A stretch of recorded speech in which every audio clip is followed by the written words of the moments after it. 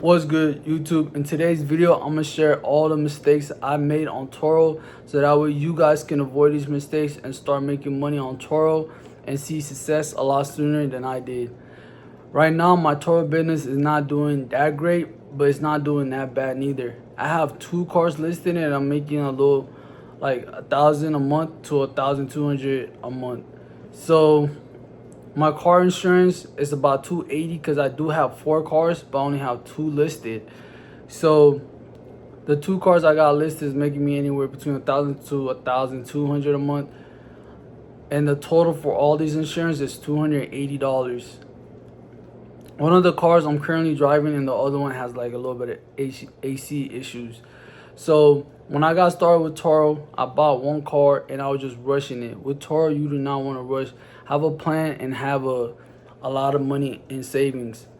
I recommend anywhere from 70K to 10K, and start out with 1 vehicle, because you can use that 1 vehicle to basically make some money and then invest some of that money into buying another car, or invest some of that money just to upgrade your vehicle and make it like, because your cars will have some issues if you're buying a used car. Because I bought used cars from Facebook Marketplace and OfferUp, and at the time I did that, and that actually it's not really smart to do.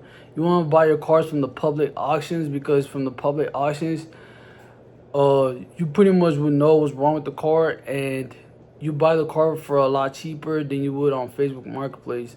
So if you want a car on the public auction for like 2 to 3K, you can fix it up, anything that's wrong with it, and spend about 5 to 6K. And that's what I'm telling y'all, to save anywhere between 7K to 10K. You want to have a lot of cushion on your money, so that way anything goes wrong with your car, you're able to fix it and put it on Turo. Because that was one of the mistakes that I made. So basically, I didn't have enough money saved up, so I was buying all these cars, and then when something would go wrong, I wouldn't have money to basically fix that car up, and then so that car, I would have to leave, like I will have to let that car sit. And when your cars sit, bro, they don't make you no money. You're just your car that's just a waste of time.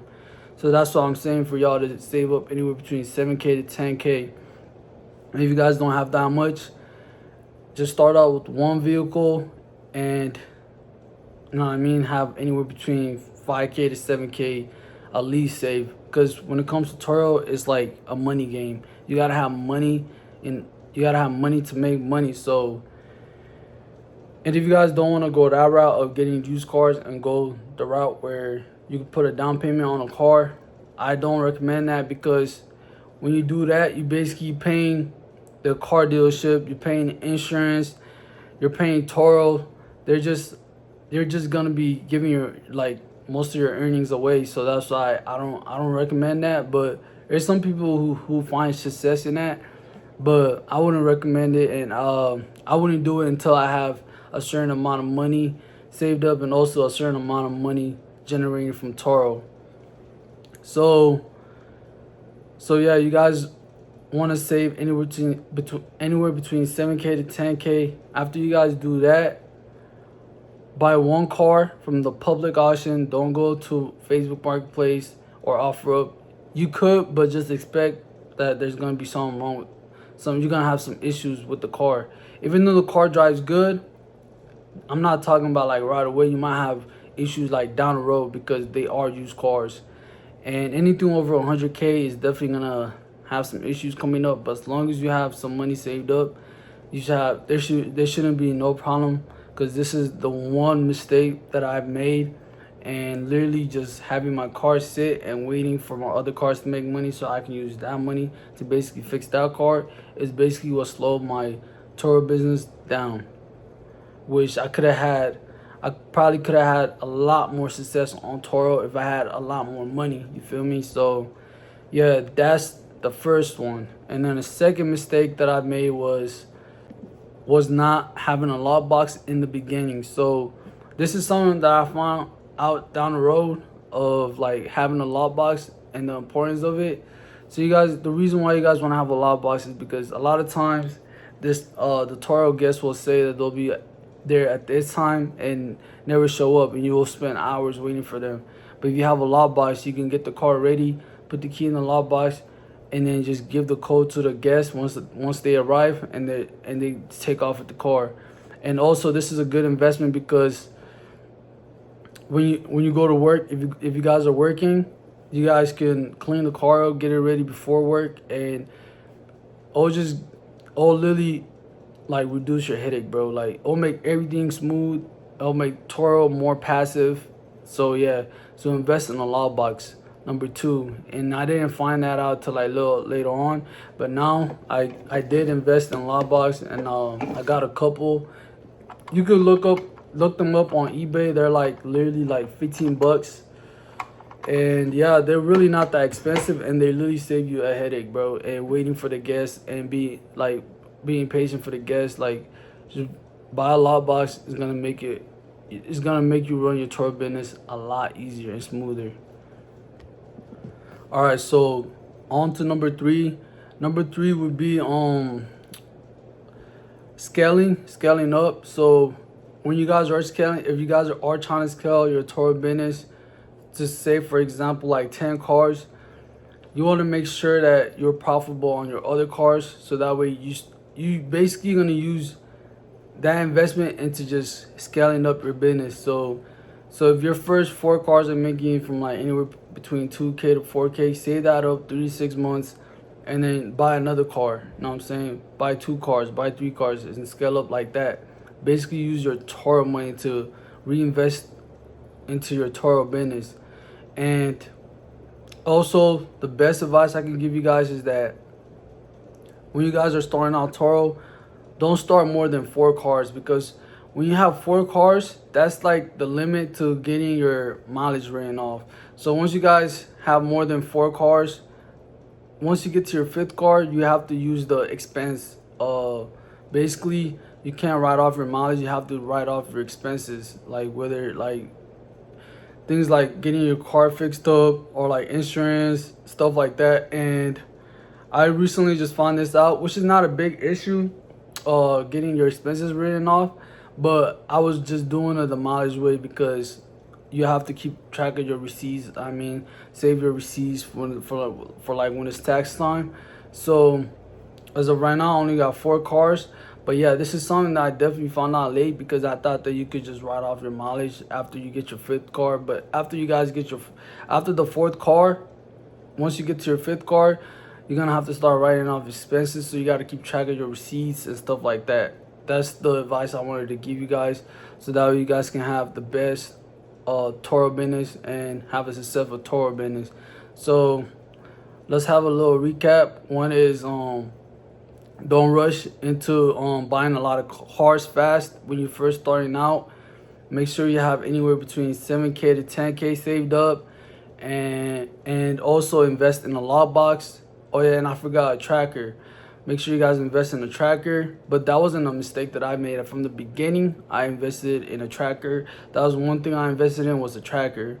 But I was just gonna share with you guys the mistakes that I did make, which was rushing into Turo, buying a lot of cars fast, and not having a lot of money saved up, and my cars would have issues, and not having that money to fix my cars up. And this is if you guys are going the route of like used cars. If you guys are going the route of like getting cars from the dealership and putting a down payment, that's a different story. I didn't do that, and I probably would do it in the future once I'm making at least like 3K to 4K a month, because then I can just use that money to basically pay off the other car. So that's the way I'm planning on doing it, and it's actually a really good foundation, because the one thing that I'm focused on is building a base. You feel me? Building a strong base where I have a lot of economy cars, and those economy cars are making me profit every single month. And once I get to that, then I'm gonna start investing into like a little bit more expensive vehicles. But as of right now, I'm investing in like cheap vehicles, like the cars that cost like 4K, 5K. So yeah, that's the kind of cars I'm buying. And yeah, so besides that, bro, you guys should be good, because Turo is actually really simple to actually have a successful business. But a lot of people, what they do wrong is that they go to the dealerships and buy like a 20-30K car, and then they have to literally pay the dealership, and just, you know what I mean, it becomes a mess fast. And the route I went was actually the safest route, but the thing that is that I basically was trying to scale up fast without even having a lot of capital. So if you guys want to scale fast, you guys can, but make sure you guys have a lot of capital. If you guys want to off the bat start out with like 2, 3, 4 cars, I suggest you guys have like anywhere between 10K to 10K saved up, just because, bro, you guys don't want to run into the same issues that I did, where something wrong with the car and I'm not able to fix it because it costs a lot of money and I have to put it to the side. You know what I'm saying? And it's not making no money, and you just have it just sitting. That's the biggest mistake to avoid. Everything else on Turo is actually not as bad, and also getting a tracker so that way you know where your car is at if it gets stolen or something like that. But that's not a mistake that I've made, and that's definitely something that you guys gotta do. So don't make that mistake of not getting a tracker, and make sure you guys invest in a log box. It's gonna literally reduce your headache, and, you know what I'm saying, make your Turo business run smooth and make it more passive. But yeah, so besides all those mistakes, you guys should have a successful Turo business. And along the way, I'm gonna take you guys on the journey of turning my Turo business around to basically getting it fully successful, which I believe I could. I literally just have 2 cars that are down right now, and 2 other cars that are making like $1,000 a month. The other 2 cars are actually not down. They work perfectly fine. It's just that with Turo, you want to have your cars in like super great shape, so that way your customers can give you a 5-star all the time. You feel me? So as of right now, I'm making a series, so y'all stay tuned for episode 4 of saving my Turo business. So yeah, I'm gonna catch you guys on the next video. Peace.